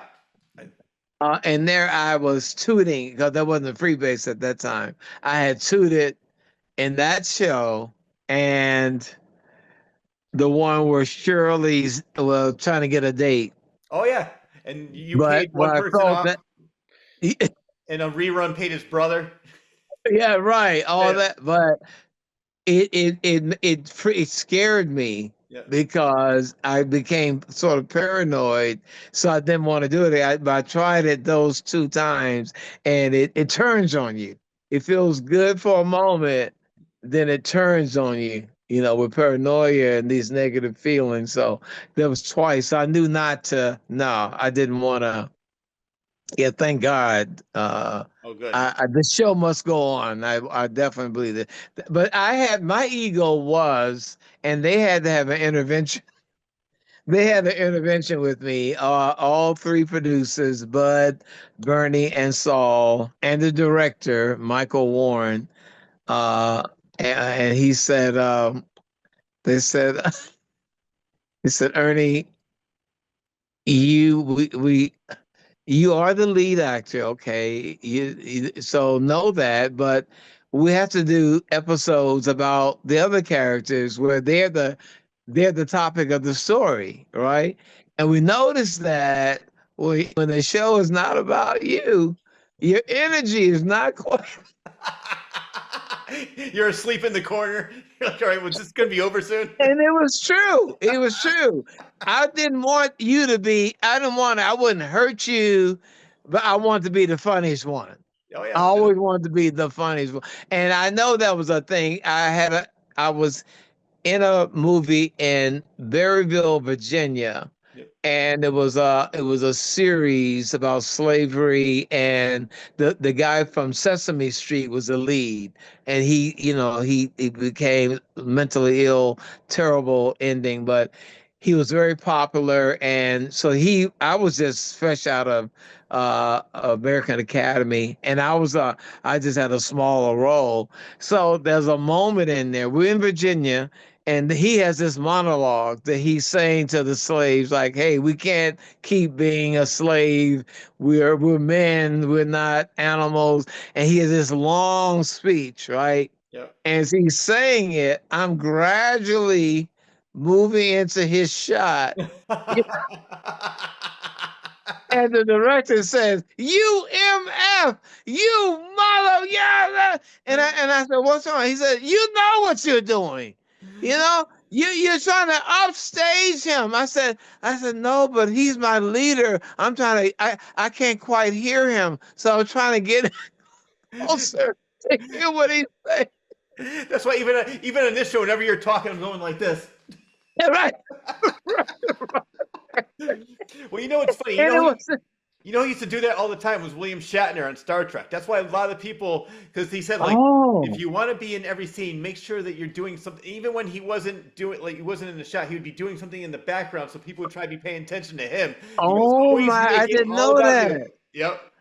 Oh, what? Well, guess what? When they came out to promote the series on NBC, the the lead guy from Sesame Street, they didn't have his face. They had my face. I love I it. could not believe it. My friend said, Ernie, what the hell, man? I said, I can't believe it either. They chose my face as the slave photo of me That's over that guy, and I have to say I enjoyed it. I'm not saying it's the best thing to do. I've gotten better at receiving. You don't have to be the funniest one in the room. right.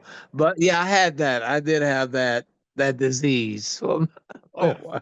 Well, it's funny. I remember was somebody was interviewing Johnny Carson, and they were saying, well, he learned from Jack Benny because he said if somebody's funny in the show, they're not going to say, well, that guest was hilarious. They're going to say the Johnny Carson show was great last night. So he said he would let the guest shine because it would make when the guest shined, it made him look good. So similar to like the Ah, show, even though it's I mean, even though maybe reruns having a moment or Dwayne's having a moment, right. it's Yes, still your yes. show, and it's like so they're like, oh, what's happening? It was great last night, and you're still the star of the Yes, that's show. true. Yeah, but I know what you Yeah, mean, and though. it's right. I do get it. Yeah, I'm still being there. Yeah, I'm doing my thing. It still supports there. They say, as Bud York and said, Ernie, you got to understand your reaction. You ain't got to say a word. You're reacting to all the insanity going on, the craziness that Fred says, and and you learn. You milk that laugh. Oh yeah, They're laughing at your reaction. Yeah. Well, they're laughing at what he just said, but then your reaction, they're laughing at that too.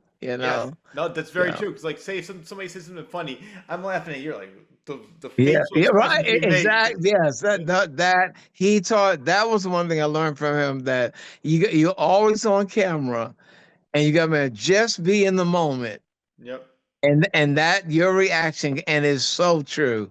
yep. Like me coming down when that episode about the runaway, and I'm mom. I told my mother D's upstairs, Oh right? yeah, And I said, "Well, hi D. Oh, hi D." She says, "Hi," I love. and then you hear D's like D's downstairs. And now I know she's, and so I come down gradually. Bud Yorkin said, "Milk it." Yeah, That you're just melting, and the crowd went crazy. I So I he was amazing director actually, and he knew that sitcom. He had that thing down. yeah. Well, he had a huge partnership with Norman Lear, who Yes, best. yes. He and oh yes, yes, And then this was his yeah, second series, yes. past post Norman Lear. Yes. I hope like Norman was doing like um reimagined Jeffersons, with the new like Jamie Foxx and all them. I hope they do like I know he's not here, but I hope whoever took over the Lear Productions or whatever that they do a what's happening with a cast, a reimagined cast of today's actors. That would be hilarious. 'Cause I know they Yeah. did one on Facts of Life, they did one on All in the Family, they did one on Jeffersons. I watched all of them, and I Yeah, thought it that was was great. hilarious, Yeah, man. Yes, yes. Oh my I would God. definitely. Maybe you could be the one that brings it back. Yeah, yeah. Yeah, man. I'd love to. Well, Uh, the show was canceled in the spring of 1979. How did you find out about that? the worst way I was the newsstand in Hollywood, and I saw it in the Hollywood Reporter, and I'm like, huh? What? And the guy said, yeah. So the guy, yeah, man, too bad about your show. I think he actually said it before I saw it. The Oh news guy, man, 'cause you'd always see him and I always bought Hollywood Reporter. And they said, yeah, too bad, man, about the show, huh? Yeah, you got canceled. You're like, what the? oh my So yeah, that was oh man, yeah, that took me into a spiral of more drugs, and then running into Muhammad Ali, who man. was my lifesaver. He took on his. I know I would have been dead if God brought Muhammad Ali along at the right time. Uh, who was a fan of the show, but Oh yeah, literally took me under his wings and said, "You deserve to be. Don't. It's no big deal about me helping you." Joe Frazier helped me when I was suspended, from the boxing and all that. We all need help, And you got to get out of that pride thing. You don't want to ask anybody for help, because he took me 3 months. When I met him, he knew he can look right through you. I don't know if you ever met him, you can see he can look like he has X-ray eyes. Yep. He looks right through you, right? And so he knew I was lying, and he gave me his number anyway, and gave me this mean look, man.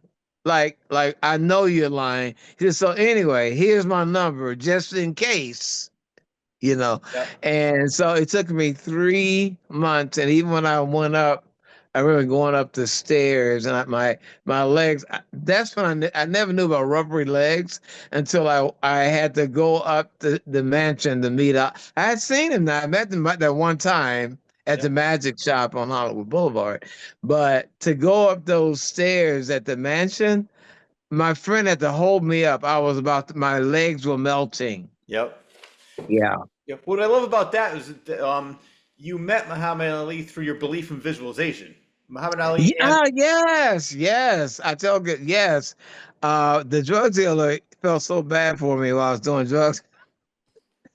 He said, "Man, you need someone like Muhammad Ali. I bet he like you." And so he put the idea. I'm like, you're right. I know he liked me because I was a big Ali fan anyway. oh And yeah. I said, so I would buy magazines and with photos of Ali, and I put them out. I was at the YMCA putting these photos out and opening the magazines up and praying to God to meet him. A week later, that's why they called me a warlock. That's why I became like, not I believe in God. No, you're a witch. So You and Mabel King. me and Mabel King, right? Because they saw me praying over these photos, and then a week later, this lady comes to the car. We parked on a side street in Hollywood, and she says, "Ali's at the magic shop. It looks like it's locked, but it's not. Just pull the gate open." And like so my friend like, oh my God, you're a warlock. Wow. You are a effing witch. Oh my Lord. I love it. I think also, So, but cool. that's how it happened. Yeah. Yep. And then another visualization was Cool in the Gang. Cool. And they came first because I had both. I felt again, they would be someone that I could, and that was that week. Wow. And I'm looking out the window, a big old limo, and it was a white woman with blonde hair was the driver. I never seen a female driver of the limo, right? Yep. And out comes Cool in the Gang again. They said, "Oh, He I know was. damn well you." So that was first, and then I was too shy to ask for help, Yep. like I was with Ali. Yep. But the difference is he saw and discerned, here is my number. But I knew they would have helped I couldn't even, I didn't even tell them I was staying at the YMCA. They thought I was there exercising. Yeah. Well, no, this is home, baby. Oh my God. Hey, you want This me is my home. do you want me to drop you off at home? I am Yeah, right, home. yeah, right. Oh man. Oh, Well, you know what? Can you have one more visualization of you and I working together acting? I would like that. oh, absolutely, Rich. Oh, I got it. It's happening. All right. It's what's Yeah. happening. In It's Jesus' happening. name. What's happening? That's what's happening. Well, we got to make this happen. Well, I want to Yes, get sir. back to Ali because Ali was so great to you. I mean, he helped you with money, eye surgery, Yes. and Yes. spending money. Yeah. Yes, man. Yeah. Anything I didn't realize when I uh got engaged to this her name was Sky, and she's a super very spiritual, and I remember him, and so when we left, she says, "You are so lucky, you're so blessed. You know how much that guy loves you." I said, "What are you talking about?" She said, "He loves you. Do you realize that he will do anything for you?" I said, "No, I don't." She said, "Oh my God, you're blind. That man would do anything for you Yeah. like that, right?" And that made me more aware of it. And we became friends really when he was saying, I called him one night and I said, "I need whatever." He says, "Yeah, no problem." He said, everybody calls me. They know I just give and give, but no one ever asks about my problems. Like I have no problems at all. No one's concerned about what I'm going through. And I said, oh, I'm a better friend than anything. You know, as I said, no one can outfriend me. I Yep. gave that whole spiel, like, oh no, I keep secrets, all that. And that's when we became close. And that's when he revealed stuff that was, that family members and the wives and all that. He was telling me everything, Hmm. And that's when we really became close. He knew he could trust me. Yeah. Yeah. Yeah. And so I want to talk about Millie's place and how Ali funded it. Oh yeah. Well, he tried to, but his manager and that Herbert Muhammad wanted to. He couldn't understand that Saul and Bernie and but York, and they don't really need your money, but it's nice if a Muhammad Ali producing a pilot, right? My How God, that yeah. would be just yeah. And so Herbert Muhammad, who was his manager, said, "No, we gotta get 75%." And they were offering, no, you'll get 25%, and they get the 75. So it never happened. But Ali was willing, but his manager overrode him, and said no. Yeah. And but Ali felt bad. You could tell he really felt bad. He said Herbert said it's not a good idea, but he wanted to. But he did what he did do is give me the courage to go and to write the treatment Yep. for what's happening now. He said there are no rules. No rules. As long as you're not hurting anybody. He said, why can't you get a meeting? I said, well, no, you gotta call and I can't you can't he's the president of the Sony TV. He said, why not? He said, why don't call? Just go. I Hmm. said, but no, that's not the problem. I don't care, but there are no rules. There are no, and sure enough, I wrote a treatment. I went there, and the guy let me in, and they turned me down. They said there's no audience. So I knew what's happening. And I always tell the cast, nobody believed in that. Haywood, Danielle, and no one believed that I knew what's happening. I was one man alone, Rich. Again, I love them. That's just the truth.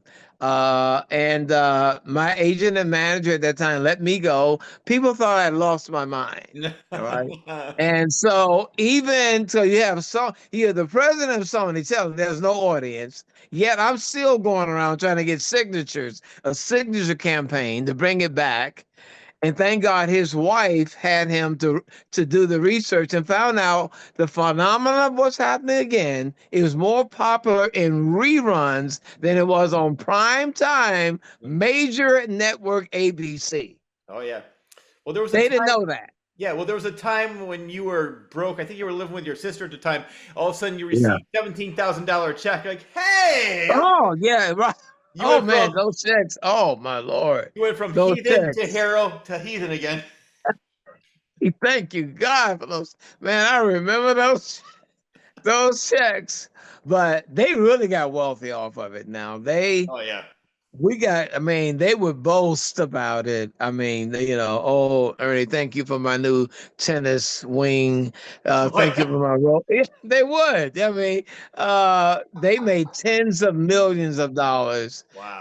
They should thank their lucky, really. But but they gave us fame. I'm not complaining. Oh yeah. We would not have a platform.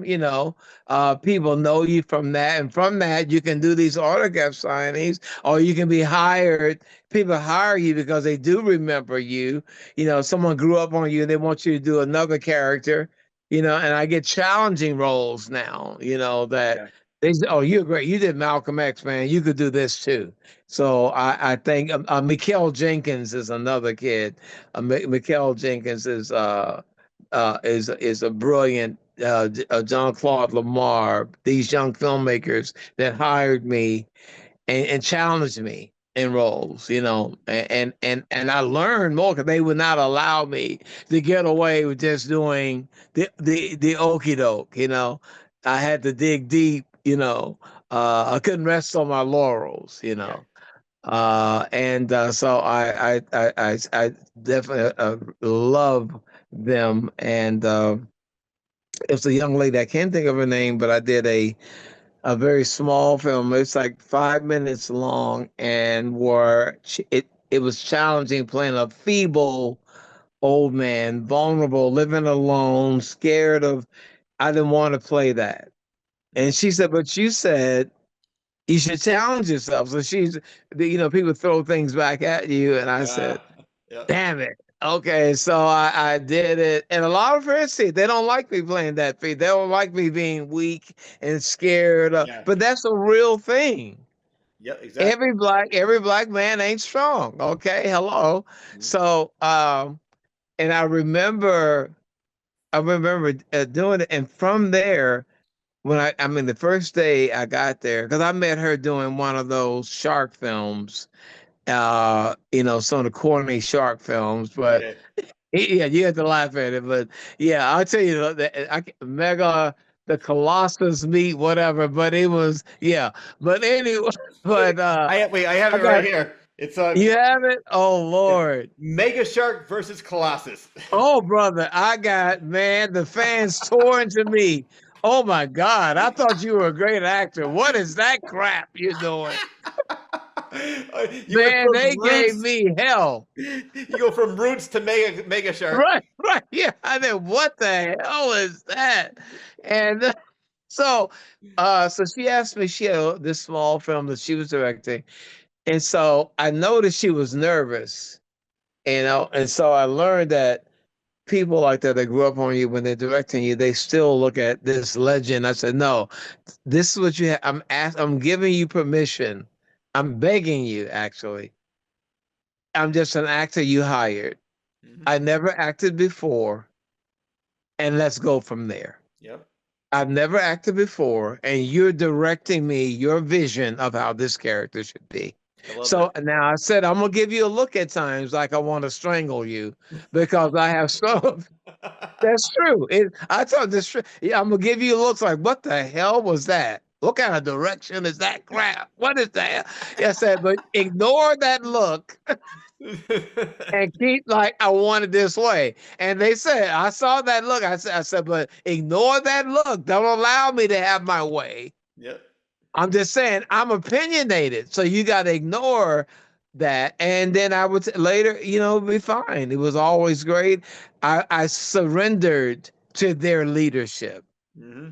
That's good that you can do that, because I've heard so many stories of actors that said, you know what, I've been doing this for 40 years. You've been doing it for 5. I think I know more what I'm doing.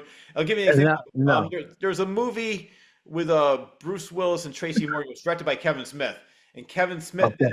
I when I was doing comedy, I met somebody that was on the movie. I don't know if he was like an extra or whatever. He played a small part, but they used to call Kevin Smith the assistant director because Bruce Willis was just brutal to him.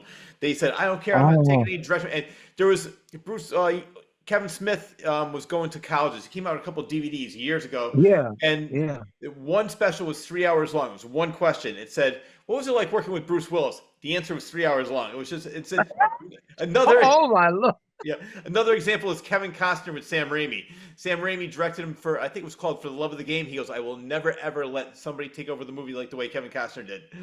So, Oh my Lord. I didn't know about that one. oh yeah. I didn't know But about I heard that Bill Murray oh can get yes. on them too, right? Yeah, well, you got Oh my fired from Charlie's Lord. Angels. I mean, for some reason, he just. But that's the reason I'm bringing this up is that Yeah. you're an established actor, you're a well-known name, and like you warn people, like I'm gonna give you the look, but I want you to direct me and just ignore it. Yes. Just tell me to shut up. I love that because Yes. you Yes. don't let your ego get in the way. You know you've been doing this, and you probably have more experience than the person doing it, but you're Yeah. letting the person find their vision and create what they want to create. Yeah. And you learned, Critch. You learn, the way they're telling you, you don't like it because you got to dig deeper. Yep. You got to go there. You got to go deeper into your feelings. So a negative space that you don't want to go to, you Yep. know? And even I even tell my agent now, I said, man, please just bring me comedies. I just don't want to. I have to go there. I have gone there, especially with Mikkel. Yep. He has me playing the OG gangsters, but he brought out the real. It was the realism and the subtleties. He's a brilliant writer, director, and producer, and so is Jean Claude. And if they allowed me to, I would just, you can get away with your tricks, as they say. Yeah. You can phone it in, and the public go, "Oh, he was great," but they went, I ain't buying that. No, no, no, I'm not buying that. No, no, no, it should be this. No, no, this part in here, you're more vulnerable here. You're not that you're strong in these areas, but now your son got killed. It's a little more vulnerable. So I've learned you always learning. Oh yeah. You're always learning, man. And you can never say, "Oh no, no." You can always learn something. Yeah. Yeah, No, I love that. I love that. So I yeah, want to go back because we're in the middle of talking about what's happening now. I love that cast too. And the one who played Nadine was her Anne Marie Johnson, I think. Anne-Marie Johnson. Yeah. Yeah, And she yeah. was on a TV show called In the Heat of the Night, which was great with Yes, yes, Carol O'Connor. yes. But that show also had such great chemistry. So when you had this idea and Ali sort of gave you the confidence to pitch it, Yeah. was Haywood Nelson, Danielle Spencer, were they Shirley Hemphill, were they all on board right away? Where they're like, yeah, let's do it again, or they're like, you know what, we did it before. Oh no, no, they needed work. They needed money. Okay. Oh no, hell. Thanks for sticking around and watching my conversation with author, actor, and motivational speaker Ernest Lee Thomas. Don't miss next week's exciting episode as we continue with all the fun and hijinks with Ernest Lee Thomas here on the Claws Corner.